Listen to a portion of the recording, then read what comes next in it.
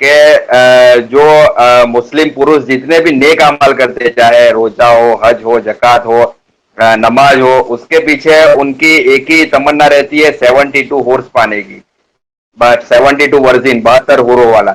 اور اس کے چلتے کافی مذاق بھی اڑایا جاتا ہے کہ 72 ہورو کے لالچ کے اندر جو یہ ٹیررزم بھی اسی کی لالچ میں ہو رہا ہے. تو یہ اس کے پیچھے what is the truth behind this, مطلب یہ سچ کیا ہے اس کے پیچھے، کہ صحیح میں ایسے 72 ہورو والا کچھ ہے یا اس کا ذکر آیا ہوا ہے، ایسے کچھ ہے؟ کہ کیا 72 حوروں کا ذکر قرآن میں کہیں ملتا ہے؟ اچھا، پھر جب ان حوروں کا تذکرہ کیا جاتا ہے نا تو کہتے ہیں 72 ورجن، خالص ورجنٹی کے اوپر ہی جو ہے نگاہ ہوتی ہے ان لوگوں کی، اور کسی اور چیز کے اوپر نگاہ نہیں ہوتی. تو دیکھیے، سب سے پہلی بات، کچھ اصول ہیں، ان کو سمجھ لیجئے، اور ان اصول کو سمجھنے کے بعد آپ کو بہت کلیئر چیز واضح ہو جائے گی. دیکھیے، اللہ تعالیٰ نے انسان کو اس دنیا میں بھیجا ہے اور اس کو اچھے کام کرنے کی ترغیب دی ہے، اس کو انکریج کیا ہے کہ تم اچھے کام کرو، اور اس کے بعد اس کو یہ بتایا ہے کہ اگر تم اچھے کام کرو گے تو تمہیں یہ نعمتیں جنت میں جا کر ملیں گی. نعمتوں کا ذکر کیوں کیا اللہ تعالیٰ نے؟ تاکہ انسان کو موٹیویشن ملتا رہے، وہ موٹیویٹ ہوتا رہے کہ ہاں بھائی مجھے نعمتیں ملنی ہیں آگے چل کر، اس لیے میں محنت کر رہا ہوں. یہ ایک بالکل نیچرل سی چیز ہے. ٹھیک ہے، اب آپ کالج میں جاتے ہیں، اسکول میں جاتے ہیں بچے پڑھنے کے لیے، اور اسٹوڈنٹس یونیورسٹی اور کالجز میں جاتے ہیں. کیوں محنت کرتے ہیں بھائی؟ اس لیے محنت کرتے ہیں کہ انہیں پتا ہے کہ اگر ہم محنت کریں گے تو ہماری آگے کی زندگی اچھی ہوگی، بہتر ہو جائے اس گی. لیے محنت کرتے ہیں نا.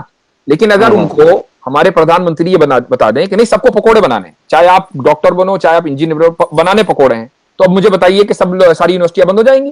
وہ سوچے گا کہ یار مجھے ڈاکٹر بننے کے کیا فائدہ، مجھے انجینئر بن کے کیا فائدہ، مجھے تو پکوڑے بنانے، تو وہ سیدھا پکوڑے پر استعمال لگائے گا نا. تو اس کے سامنے جو ہے موٹیویشن کے لیے کوئی چیز تو ہونی چاہیے. یہ ایک فطری چیز ہے، ایک نیچرل چیز ہے. تو اس لیے اللہ تعالیٰ جو ہے جنت کا اور نعمتوں کا قرآن کریم میں ذکر کرتا ہے تاکہ انسان جو ہے وہ موٹیویٹڈ رہے. ٹھیک ہے، اور جھوٹ نہیں بولتا بلکہ وہ چیزیں سچی ہیں. اب پہلی بات تو یہ ہے. اب آپ تھوڑا سا آگے بڑھیے، یہ جواب تھوڑا سا ڈیٹیل ہے، میں اس لیے اپنے ناظرین سے بھی کہوں گا. یہ آخری سوال آپ نے پہلے ہی کہہ دیا، اور اس کے بعد انشاءاللہ مختصراً کر کے آج ریپ اپ کرتے ہیں. بالکل. کچھ اصول اور سمجھ لیجیے. سب سے پہلا اصول یہ ہے کہ اللہ تعالیٰ نے جو احکام ہمیں بتائے ہیں دنیا میں، کم و بیش جتنے بھی ہیں، کم و بیش مرد اور عورت کے درمیان کوئی فرق نہیں ہے. نماز عورت کو بھی پڑھنی ہے، مرد کو بھی پڑھنی ہے. زکوٰۃ عورت کو بھی دینی ہے، مرد کو بھی دینی ہے، کوئی فرق نہیں. ایسے ہی دوسری بات یہ ہے کہ جو ثواب ہے، ثواب میں بھی کوئی فرق نہیں مرد اور عورت کے درمیان. اگر جنت میں مرد کو جانا ہے تو عورت کو بھی جانا ہے. ٹھیک ہے، اگر جنت میں مرد کے لیے محل ہوگا تو عورت کے لیے بھی ہوگا. اگر جنت میں اور مرد کو جو ہے وہ وی آئی پی سروس ملنی ہے تو عورت کو بھی ملنی ہے. جنت ان میں کوئی فرق مرد اور عورت کے درمیان نہیں ہے. تیسرا اصول، آپ کی جو ویڈیو ہے وہ تھوڑا سا اٹک گئی ہے لیکن میں اپنی بات کنٹینیو کر رہا ہوں. تیسرا جو اصول ہے وہ یہ ہے کہ اللہ تعالیٰ نے جنتیوں کے لیے جتنی بھی نعمتیں دی ہیں وہ ساری قرآن میں ذکر نہیں کی. جتنی بھی نعمتیں اللہ تعالیٰ نے جنتیوں کے لیے رکھی ہوئی ہیں وہ ساری قرآن میں موجود نہیں ہیں، کچھ موجود ہیں. مقصود بھائی آپ مجھے سن پا رہے ہیں؟ جی سن پا رہا ہوں. میری آواز آ رہی ہے آپ کو؟ جی ہاں. تو کچھ نعمتیں ذکر ہیں، کچھ نعمتیں ذکر کی ہیں، کچھ نعمتیں اللہ تعالیٰ نے ذکر نہیں کی. ٹھیک ہے، ایسی نعمتیں ہیں جن کا تصور انسان نہیں کر سکتا. اور آگے چلیے، اللہ تعالیٰ نے جنت کا یہ اصول بیان کیا ہے کہ انسان جو چاہے گا اس کو ملے گا. ایسا ہو نہیں سکتا کہ وہ کچھ چاہے اور اس کو نہ ملے. جو چاہے گا اس کو ملے گا. ٹھیک ہے، آخری اصول جو بہت امپورٹنٹ ہے اور میرے جواب کی جو بنیاد ہے وہ جو اصول ہے وہ یہ ہے کہ اللہ تعالیٰ نے جنت کی نعمتوں کی جو تشریح، جو انٹرپریٹیشن قرآن میں کی ہے یا نبی کریم صلی اللہ علیہ وسلم نے احادیث میں کی ہے، وہ انٹرپریٹیشن انسان کی فطرت کو سامنے رکھ کر کی ہے. مرد کی فطرت کیا ہے اور عورت کی فطرت کیا ہے، ٹھیک ہے، اس کو سامنے رکھ کر کی ہے. مثال کے طور پر قرآن میں صرف یہ نہیں ہے کہ اگر ایک انسان مسلمان مر جائے گا تو فوراً جو ہے اس کو حوریں مل جائیں گی. ایسا نہیں ہے، بلکہ قرآن میں اور بھی نعمتوں کا ذکر ہے کہ وہ جنت میں جائے گا، جنت میں باغات ہوں گے، جنت میں نہریں ہوں گی، شہد کی نہریں ہوں گی، دودھ کی نہریں ہوں گی، اس میں محلات ہوں گے اس کے. یہ ساری نعمتیں ہیں. اور جب فطرتاً ایک انسان یہ سوال کرتا ہے کہ اچھا بھائی جب مجھے ساری نعمتیں ملنی ہے تو میری فیملی کا کیا ہوگا، تو فیملی کا ذکر اللہ تعالیٰ نے کیا کہ فیملی کا یہ ہوگا کہ اللہ تعالیٰ نے ایک مسلمان کے لیے، ایک جنتی کے لیے اس پاک باز، پاکیزہ، حیادار بیویاں بنا کر رکھی ہیں. فیملی کا ذکر اللہ تعالیٰ نے کر دیا چونکہ ایک فطری سوال ہے، ایک فطری کوشچن ہے. اس سوال کا جواب دینا یہ ضروری تھا، چونکہ انسان کے دل میں یہ سوال پیدا ہو سکتا تھا۔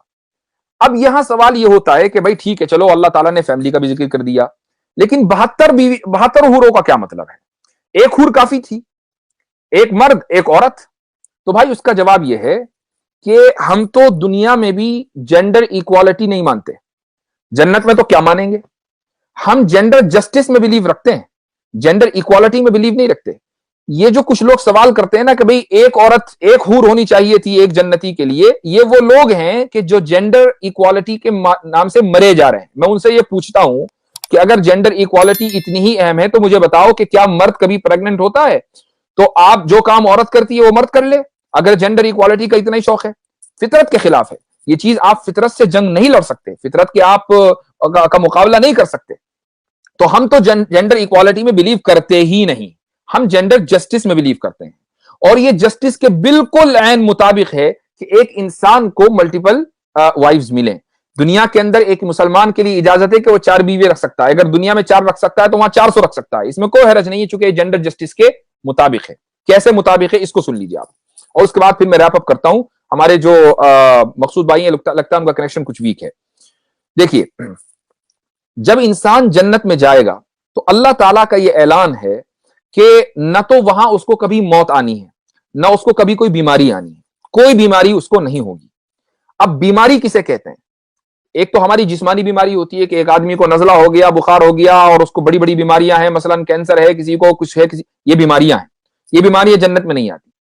اسی طریقے سے جو روحانی بیماریاں ہیں، روحانی بیماری کا مطلب جو دل کی بیماریاں ہیں، جس کا تعلق روح سے ہے، وہ بھی جنت میں نہیں ہونی۔ روحانی بیماریاں کون سی ہیں؟ مثلا کسی کو جلن ہے، کسی سے حسد ہے، ٹھیک ہے، یہ ساری روحانی بیماریاں ہیں، یہ بھی نہیں ہوں گی۔ اب آپ ایک بات بتائیے کہ اگر ایک آدمی کی 2 بیویاں مثلا ہیں تو ان دونوں میں آپس میں ایسی کیا چیز ہے کہ جو ایک دوسرے کو برا سمجھے گی؟ یعنی ایک آدمی یا کوئی بھی مذہب 2 بیویوں کو ایک وقت میں کیوں برا سمجھتا ہے؟ وہ یہ سمجھتا ہے کہ یار یہ تو عورت کے اوپر بڑا ظلم ہے۔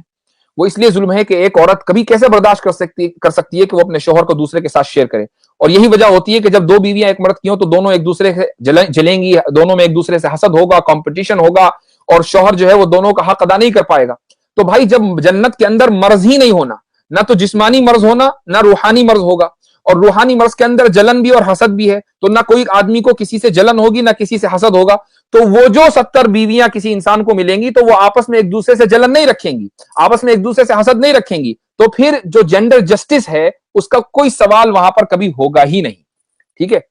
اب آپ ایک سوال لاسٹ رہ جاتا ہے جو مقصود بھائی نے کیا نہیں لیکن میں جواب دے دوں، وہ یہ ہے کہ بھئی مرد ہی کو حوریں ملیں گی، اور عورت کے لیے کیا پیکیج ہے؟ مردوں کے لیے تو پیکیج بتا دیا آپ نے، عورت کے لیے کیا پیکیج ہے؟ میں نے جو جواب دیا تھا شروع میں وہ یہ دیا تھا کہ اللہ تعالیٰ نے اور رسول اللہ صلی اللہ علیہ وسلم نے نعمتوں کی جو تشریح کی ہے وہ انسان کی فطرت کو سامنے رکھ کر کی ہے۔ ایک پاک باز پاکیزہ عورت سے یہ سوال کبھی بھی ایکسپیکٹ نہ کریں کوئی یہ پوچھے کہ بھئی میرے کتنے ہسبینڈ ہونے چاہیے۔ ہاں، مرد تو یہ سوال کر سکتا ہے کہ کتنی بیویاں ہوں گی، یہ اس کے نیچر میں ہے، لیکن ایک پاکیزہ عورت کے اندر یہ سوال کبھی بھی جنم نہیں لے سکتا کہ وہ پوچھے کہ میرے کتنے ہسبینڈ ہوں گے، میں تو جب جنت میں جاؤں گی کہ جب میرے 72 ہسبینڈ ہوں۔ اگر کوئی عورت ایسا سوال کرتی ہے تو یاد رکھیے وہ پاک باز نہیں ہے، اور پاک باز عورت کو تو جنت میں جانا ہی نہیں ہے، چاہے جائے کہ وہ یہ کہے کہ بھائی میں جنت میں جب جاؤں گی جب مجھے 72 ہسبینڈ ملیں گے، تو بھائی تمہیں آنے کو کون کہہ رہا ہے؟ تم باہر ہی رہو، اندر تو وہ جائے گا جو پاک باز ہوگا، اور پاک باز عورت سے یہ سوال کبھی نہیں متوقع ہے۔ ہاں، اللہ تعالیٰ نے یہ اعلان کر دیا کہ وہ جو چاہے گی اس کو ملے گا، مرد جو چاہے گا اس کو ملے گا، عورت جو چاہے گی اس کو ملے گی، یہ اصول دے دیا، لیکن اس کی جو تشریح کی ہے، اس کے جو انٹرپریٹیشن کیا ہے وہ انسان کی فطرت کو سامنے رکھ کر کیا ہے، مرد کی فطرت کو اور عورت کی فطرت کو سامنے رکھ کر۔ اب ہمارے نزدیک، مسلمانوں کے نزدیک، حوروں کا جو تذکرہ قرآن کریم میں آیا ہے، اور لوگ یہ کہتے ہیں کہ بھئی یہ تو 72 ورجن باقرہ عورتوں کی وجہ سے سارے کام کرتے ہیں، یہ ایک مس انٹرپریٹیشن ہے، ایکوزیشن ہے، جھوٹ ہے۔ قرآن کریم میں اللہ تعالیٰ نے صرف اس بات کا ذکر کیا ہے کہ بندے کو، نیک بندے کو بیویاں ملیں گی، پاک باز بیویاں ملیں گی، ٹھیک ہے، حیادار بیویاں ملیں گی۔ ہمارے لیے ایک عورت کا پاک باز ہونا، حیادار ہونا اہم ہے، اور یہ اہم نہیں ہے کہ وہ ورجین ہے یا نہیں ہے۔ ہاں یہ الگ بات ہے کہ اللہ تعالیٰ نے قرآن کریم میں اس کا تذکرہ کیا ہے، اس کی پاک بازی کو ثابت کرنے کے لیے یہ بیان کیا ہے کہ کسی مرد نے، کسی جن نے یا کسی انسان نے اس کو کبھی چھوا نہیں، ٹھیک ہے. ہمارے لیے ورجنٹی کسی کی اہم نہیں ہے بلکہ پاک بازی اہم ہے. بالکل ایسے ہی پاک بازی اہم ہے جیسا کہ رام جی کے لیے سیتا جی کی پاک بازی اہم تھی، ان کا پاک دامن ہونا اہم تھا. کیا سیتا جی اگنی پریکشا سے نہیں گزری؟ کیوں اگنی پریکشا سے گزری؟ اس لیے گزری کہ انہیں اپنا پاک دامن ہونا ثابت کرنا تھا. تو رام جی کے لیے تو ایک عورت کا، ان کی اپنی بیوی کا پاک دامن ہونا اہم ہو، اس لیے ان کی بیوی کو اگنی پریکشا سے گزرنا پڑا. اور مسلمانوں کے لیے، اہل جنت کے لیے، جنت میں جو بیویاں ان کو مل رہی ہیں ان کا پاک دامن اور پاک باز ہونا اہم نہ ہو. یہ کیا بات ہوئی؟ یہ تو عجیب لاجک ہے. تو یاد رکھیے کہ قرآن کریم میں ایک تو 72 کا تذکرہ کہیں نہیں کہ 72 حوریں ملیں گی. ہاں حدیث میں اس کا تذکرہ آیا ہے کہ ایک شہید کو 72 بیویاں ملیں گی. جب ہم نے یہ کہہ دیا کہ ہم جینڈر ایکوالٹی میں دنیا میں بلیو نہیں کرتے تو آخرت میں تو کیا کریں گے؟ ہم جینڈر جسٹس میں بلیو کرتے ہیں. اور جینڈر جسٹس وہاں سوال ہوتا ہے جینڈر جسٹس کا کہ جب دو عورتوں میں آپس میں کمپٹیشن ہو جائے، دو عورتیں آپس میں ایک دوسرے سے جلنے لگیں، ایک دوسرے سے کٹنے لگیں، ایک دوسرے سے حسد ہو. جب جنت میں نہ جلن نہ حسد تو جینڈر جسٹس کا کوئی سوال ہوگا ہی نہیں. ایک عورت کی نہیں، 72 نہیں، 72,000 بیویاں ہوں تب بھی جینڈر جسٹس کا کوئی سوال نہیں ہوتا.